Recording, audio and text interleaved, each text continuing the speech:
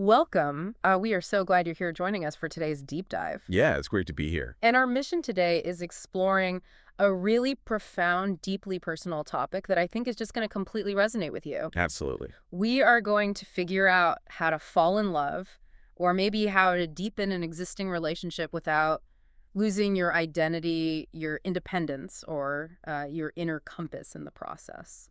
Which is a lot harder than it sounds. It really is. We are unpacking insights from a deeply analytical transcript from the Jay Shetty podcast, specifically an episode titled, I Lost Myself in Every Relationship Until I Learned This. It's a fantastic source. And I want to acknowledge right up front that whether you are actively seeking a relationship this year, looking to strengthen a current one, or you're just simply fascinated by human psychology and personal growth, this deep dive is designed to deliver some immediate aha moments for you. Because there really is this ultimate paradox of love. Yes, exactly. It can be the most beautiful experience in the world, and yet it is often the exact place where people completely disappear. Right, not physically, of course. No, but emotionally and identity-wise, they just vanish. You see people enter a relationship, and within 6 months, their wardrobe changes, their vocabulary shifts, and their weekend plans revolve entirely around another human being. It happens so fast. It does. Love, at its core, should feel like support, not sacrifice. It should feel like alignment, not abandonment. But because we are so culturally conditioned to merge with our partners, we often miss that incredibly fine line between healthy connection and complete self-erasure. Okay, let's unpack this because there is a really helpful psychological framework to explain why we do this. It's called self-expansion theory. Right, which is essentially the idea that humans have a fundamental hardwired motive to grow. We want to expand our identity, our capabilities, and our understanding of the world. Yeah. When you fall in love, merging your life with someone else's is a rapid, exhilarating way to achieve that expansion. Because you adopt their interests, you meet their friends. Exactly, you experience their worldview. Suddenly you're learning about architecture because they love it, or you're trying new foods. And that part is entirely healthy. Right, that's the good stuff. The danger arises when that healthy expansion quietly morphs into erasure. You stop expanding your shared world, and instead you start shrinking your own individual world to fit exclusively inside theirs. And we fall into that trap of erasure because we get confused about what a healthy relationship actually looks like. We really do. We regularly mix up some very different concepts. For instance, we confuse being chosen with being safe. Just because someone picks you out of a crowd doesn't automatically mean they're a safe harbor for your authentic self. It definitely doesn't. Or we confuse intensity with intimacy. Which is a huge one. Intensity is a roller coaster. It's a spike in cortisol and dopamine. It's the constant texting, the dramatic highs, and the crushing lows. Sounds exhausting. It is. Intimacy, on the other hand, is often quiet. It's the safety of being truly known flaws, and all without the constant threat of the ride going off the rails. Yet we're conditioned to chase the roller coaster.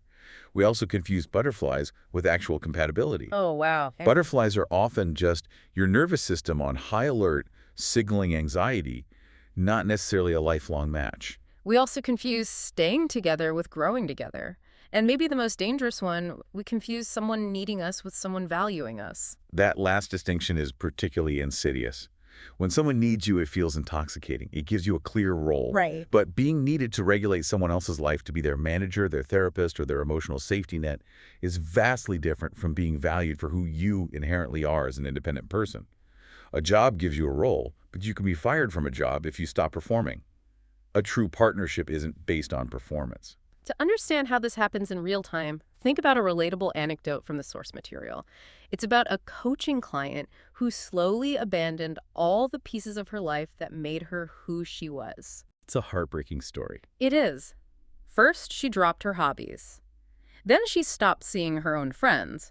Then her personal goals got adjusted, followed by her schedule and ultimately her standards. When she was asked why she was doing this, she simply said, I didn't want to lose them. Right.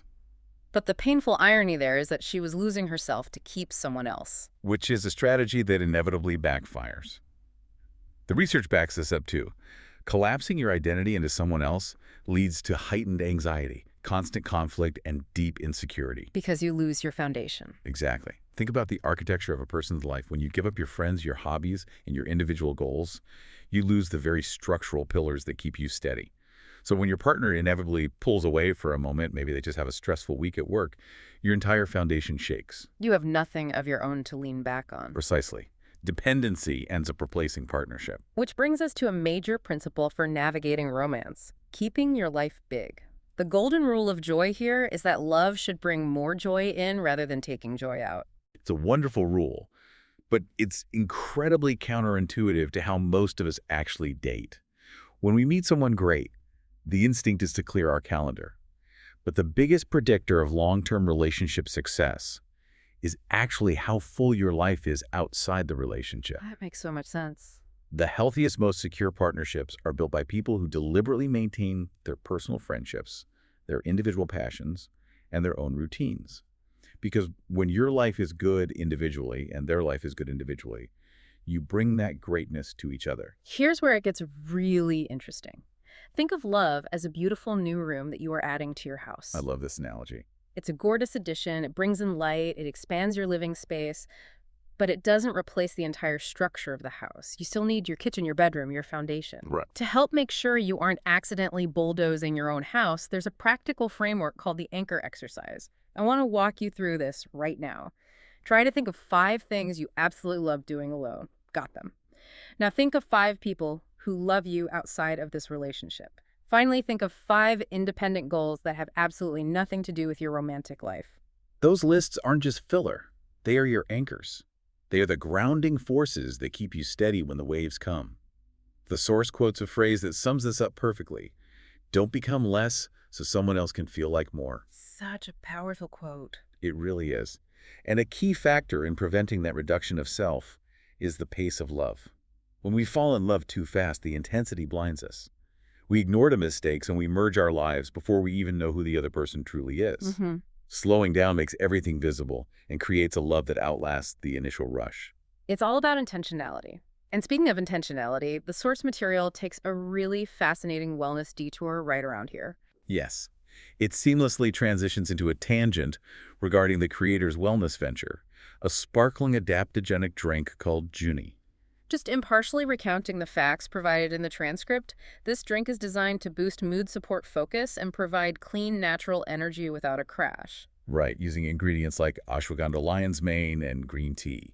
The text actually mentions specific details about a new zero-sugar lemonade iced tea flavor launching, which is sort of reimagining the Arnold Palmer. Yeah, and listeners of The Source were offered a complimentary can at Whole Foods via drinkjuni.com/JJHA or 20% off online with the code ONPURPOSE20. It's an interesting look at how physical wellness is being integrated with mental health advice. What's fascinating here is how that idea of holistic well-being ties directly into the next major principle. Principle 2, don't outsource your emotional homework. Oh, this is a big one. We have developed this quiet generational habit of wanting our romantic partners to heal the things we haven't addressed ourselves. We want them to heal our abandonment wounds, to cure our loneliness, and to fix our self-worth. We expect them to do the heavy lifting. Exactly. But that isn't love, that's outsourcing. A partner can hold your hand while you heal, but they cannot walk the path for you. So the actionable takeaway for you here is to actively bring self-awareness, not self-abandonment, to your relationships. If you're feeling anxious, name it. If you have an avoidant attachment style, understand it. You cannot expect someone to complete you if you haven't actually met yourself completely yet. Because if you don't do that homework, you end up ignoring the signals. Which brings us to principle 3. Ignoring the red flags. There is a gut-wrenching quote from the source here. I love him, but I don't love who I become around him. That is just undeniable. Think about the signs of losing yourself. Apologizing for things that aren't your fault, your voice getting quieter, boundaries blurring and shrinking your goals. Why do we ignore those signals, though? Well, attention feels good, or we fear starting over, or we fall in love with potential rather than reality. So what does this all mean? How do we protect ourselves? It comes down to principle 4, the 3 love lines.